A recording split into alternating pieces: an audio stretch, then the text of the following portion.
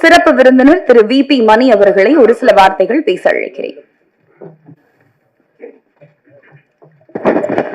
நமது தேசத்தின் பெருமைக்குரிய கவிப்பேரரசர் அவர்களுடைய சீரிய தலைமையிலே இன்று ஒரு சிறப்பான பனை நமது மண்ணினுடைய மனத்தை மாறாமல் நமது கலாச்சாரத்தை அடுத்த தலைமுறைக்கு கொண்டு செல்கின்ற வகையிலே இதை தயாரித்து தமிழ் மக்களுக்கு வழங்கிய தயாரிப்பாளர்களுக்கும் இதில் பணியாற்றிய அனைவருக்கும் நன்றியை தெரிவித்து எங்களது பேரமைப்பின் பெருமைக்குரிய தலைவர் அவர்களுடைய வேண்டுகோளை ஏற்று எங்களது மாநில மாநாட்டிலே பங்கேற்று தமிழ் தெருக்களில் அனைத்திலும் தமிழ் மொழி பரவ வேண்டும் என வேண்டுகோள் விடுத்த கவிப்பேரரசர் அவர்களுடைய எண்ணங்களை நினைவாக்கக்கூடிய ஆற்றலும் வல்லமையும் படைத்த எங்கள் பேரமைப்பின் பெருமைக்குரிய தலைவர் அவர்களுக்கு நன்றியை தெரிவித்து இந்த பனை நிச்சயமாக வெற்றி பெறும்.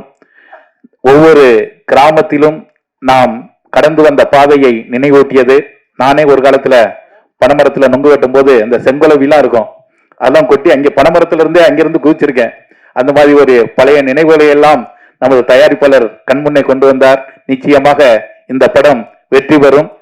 எப்படி கவிஞர் வாலி அவங்க சொல்லுவாங்க போல, ஊக்குவிக்கிறவங்கள உரிய முறையில ஊக்குவிச்சா தேக்கு விற்கிற வியாபாரியா மாறிடுவாரு அப்படின்னு சொல்லுவாங்க.